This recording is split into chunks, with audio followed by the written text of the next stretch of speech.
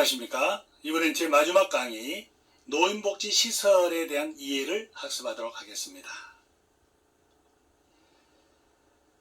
먼저 노인복지시설은 우리나라 노인복지법 제31조에서 노인주거복지시설, 노인의료복지시설, 노인여가복지시설, 재가노인복지시설, 그리고 노인보호전문기관, 노인일자리 지원기관 등으로 이렇게 총 7개로 구분하고 있습니다. 먼저 노인주거복지시설에 대해서 학습하겠습니다. 노인주거복지시설의 설치 목적은 일상생활에 지장이 없는 노인을 대상으로 급식과 그 밖의 일상생활에 필요한 편의를 제공하여 노후에 안정된 생활을 도모하기 위함인 것입니다. 이것은 노인복지법 제32조에서 노인주거복지시설을 다음과 같이 구분하고 있습니다. 첫째는 양로시설입니다. 양로시설이라는 것은 노인을 입소시켜서 급식과 그 밖의 일상생활에 필요한 편의를 제공하는 것을 목적으로 합니다. 그 다음 두 번째로 노인공동생활과정입니다. 노인들에게 가정과 같은 주거 여건과 급식, 그 밖의 일상생활에 필요한 편의를 제공함을 목적으로 하는 시설입니다. 양로시설에 비해서 그 규모가 더 작은 소규모의 생활시설이라고 할 수 있습니다. 세 번째는 노인복지주택입니다. 노인에게 주거시설을 임대하여 주거의 편의, 생활지도, 상담 및 안전관리 등 일상생활에 필요한 편의를 제공함을 목적으로 하고 있습니다.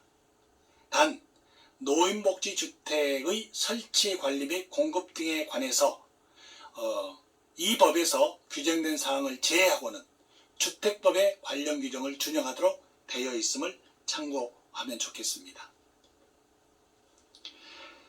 노인주거복지시설의 입소 대상은 크게 무료 입소자와 실비 입소자, 유료 입소자로 구분합니다. 노인주거복지시설에 입소할 자격은 노인복지법 시행령 제14조에 정하고 있습니다. 양로시설과 노인공동생활과정은 일상생활에 지장이 없는 자가 해당이 되겠습니다. 노인복지주택은 노인을 대상으로 급식, 주거의 편의 등을 제공할 목적으로 민간 사업자가 전액 자부담으로 동시설을 설치하고 운영비는 입소 노인의 본인 부담으로 조달해서 운영하는 시설입니다.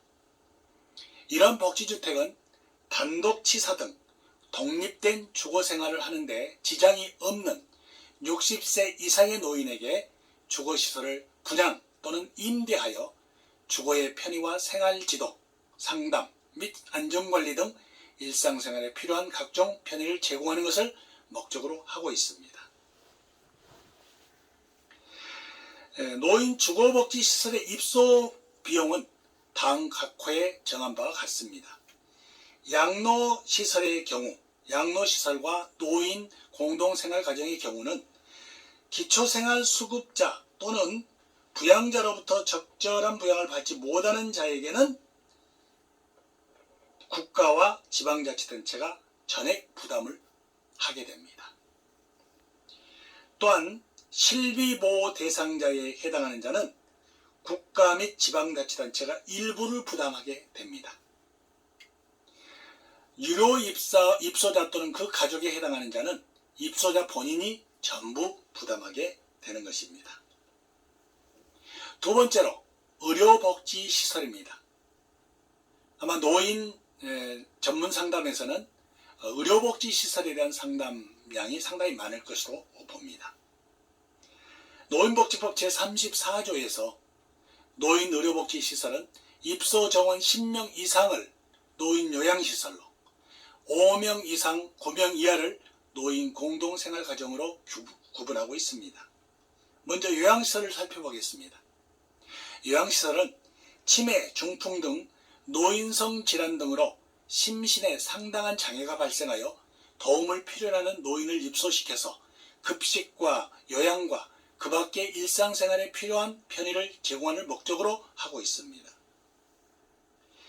요양공동생활가정은 역시 치매, 중풍 등 노인성 질환 등으로 심신에 상당한 장애가 발생하여 도움을 필요하는 노인에게 가정과 같은 주거 여건, 그리고 급식, 요양, 그 밖의 일상생활에 필요한 편의를 제공하는 목적으로 하는 시설이다 그랬습니다. 여기서 다른 것은, 요양시설과 다른 것은, 요양시설은 대형시설이라고 그랬죠.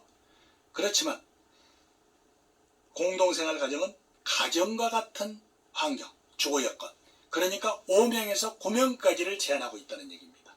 요양시설은 10명 이상을 제한하고 있다, 이렇게 보시면 되겠습니다.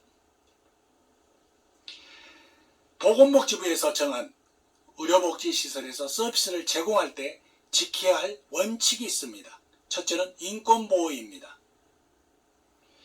성이나 연령이나 종교, 건강상태 및 장애, 경제상태, 종교 및 정치적 신념, 개인적 선호 등을 이유로 서비스 과정에서 수급자를 차별하거나 또는 학대해서는 안되며 존엄한 존재로 대해야 한다고 하고 있습니다. 두 번째로 자기결정입니다. 입소하거나 퇴소하거나 또는 일상생활 속에서 또는 사회참여 속에서 종교생활, 서비스 이용 등 장기요양 서비스 이용의 수급자의 자기결정권과 선택권을 존중해야 한다는 것입니다. 세 번째, 자립생활 원칙입니다. 수급자의 잔존기능, 또 장점 및 자원을 평가해서 가능한 수급자 스스로 자신의 삶을 영위할 수 있도록 지원하도록 되어 있습니다. 네 번째는 재가요양 우선 원칙입니다. 가능한 한 수급자 자신이 살던 가정과 지역사회에서 오랫동안 생활할 수 있도록 해야 된다는 것입니다. 다섯 번째는 사례관리인데요.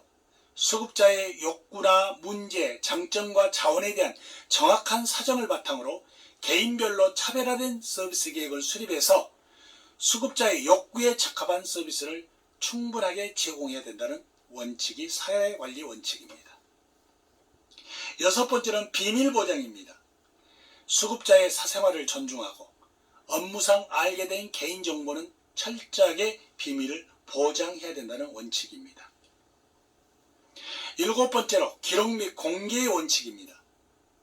수급자의 생활과 장기요양 서비스에 관한 모든 내용을 상세히 관찰하여 기록하고 수급자나 가족이 요구할 경우에 기록을 공개해야 될 책임이 있는 것입니다. 여덟 번째, 사회통합입니다. 수급자와 가족, 친구 등과의 교류를 강화하고 사회참여를 적극적으로 지원하여 수급자의 사회통합을 촉진하도록 하고 있습니다. 아홉 번째로 전문 서비스와 효율성입니다. 충분한 전문 인력과 시설을 확보하여 수급자에게 장기요양 서비스를 제공하되 서비스의 효율성을 제고하기 위해 노력해야 한다는 원칙을 제시하고 있습니다. 열 번째입니다. 부당 청구 금지입니다. 수급자의 욕구와 문제 그리고 기능 상태를 고려하여 적정한 수준의 서비스를 제공해야 한다는 것입니다. 과다한 서비스 제공과 그로 인한 부당 청구를 해서는 아니 된다는 원칙입니다. 11번째, 알선행위 등의 금지 원칙입니다.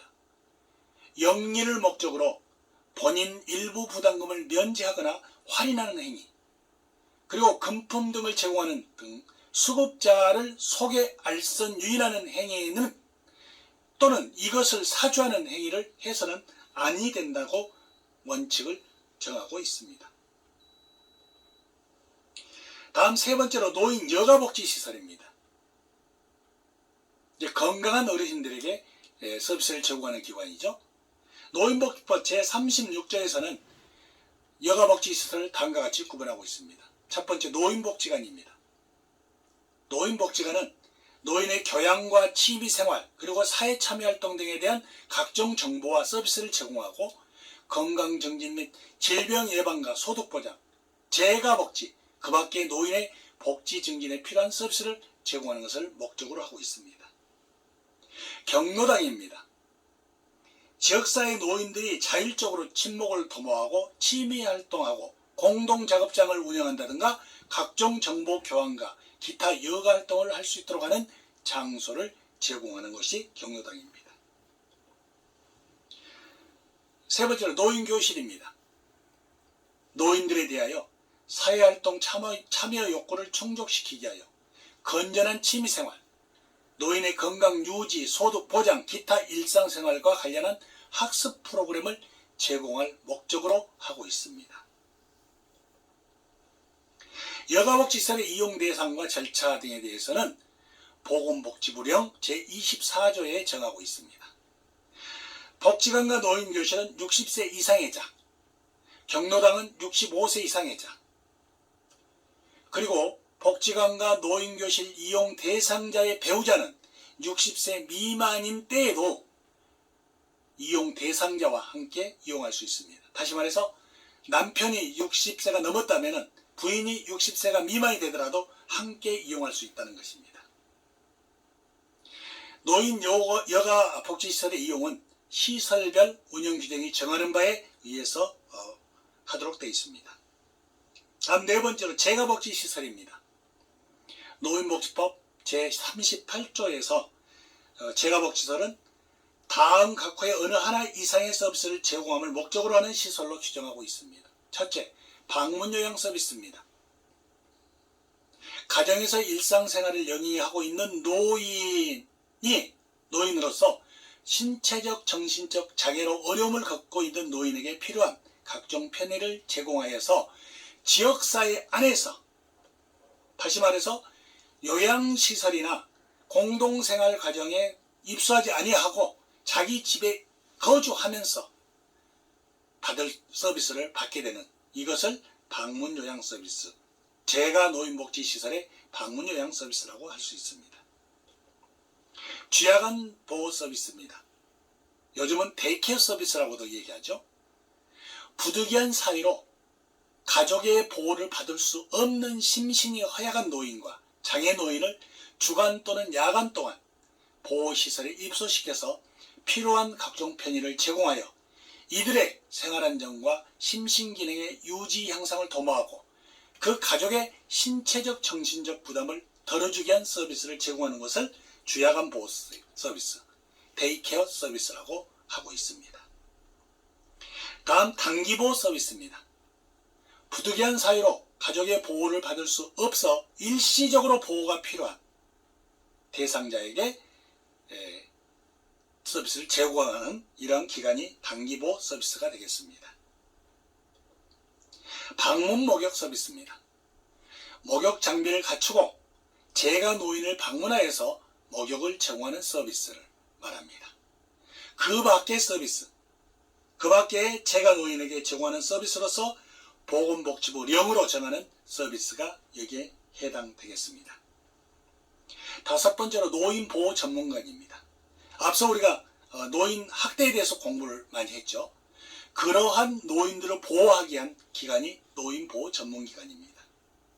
국가는 지역 간의 연계체계를 구축하고 노인 학대를 예방하기 위하여 노인복지법 제39조의 5에 의하여 중앙노인보호 전문기관을 설치 운영하여 다음 각호의 업무를 담당하게 하고 있습니다. 노인 인권보호와 관련된 정책을 제안하고 노인 인권보호를 위한 연구와 프로그램을 개발하고 노인 학대 예방의 홍보와 교육자료 제작과 보급에 노력해야 하며 노인보호 전문 사업 관련 실적을 취합하고 관리하며 대자료를 제공하고 있습니다. 또한 지역 노인보호 전문기관의 관리 및 업무 지원을 하고 있습니다. 여기서 지역 노인보호 전문기관이라는 것은 그 지방자치단체 내에 1개 곳에 또 몇 개 곳에 노인보호 전문기관을 설치해서 상담을 하도록 하고 있습니다. 관련 기관의 협력체계 및 협력체계를 구축하고 교류하는 것, 또 노인학대 분쟁 사례 조정을 위한 중앙노인학대 사례 판정위원회 운영, 그 밖에 노인의 보호를 위하여 대통령으로 정하는 사항들을 업무를 수행하도록 하고 있습니다. 좀 전에 설명드린 것처럼 여기에 5번, 6번에 있는 것처럼 지역 단위에 또 노인보호 전문기관이 있기 때문에 그 지역에서는 인근 지역의 노인보호 전문기관을 통해서 노인학대에 관련된 상담과 그런 보호 조치를 취하면 되겠습니다. 여러분 그동안 수고 많이 하셨습니다. 지금까지 여러분들은 노인 심리상담사 1급 과정에 대해서 10강까지의 학습을 하겠습니다. 물론 여기서 학습하지 않는 내용들도 더 많은 내용들을 여러분들이 그 지식을 쌓을 필요가 있게 될 것입니다. 앞으로도 여러분들이 학습하면서 또 현장에 나가서 여러분들이 상담사로서 활동하면서 어떤 궁금한 점이나 또 필요한 사항이 있다면 여러분들의 교육기관의 상담을 통해서 해결할 수 있기를 소원합니다. 여러분들의 작은 노력이 건강한 노인 사회를 만드는데 또 건강한 노인들의 삶을 향상시키는데 커다란 발전의 초석이 되리라고 생각합니다. 여러분 그동안 수고하셨습니다. 여러분들의 화이팅을 바라겠습니다. 안녕히 계십시오.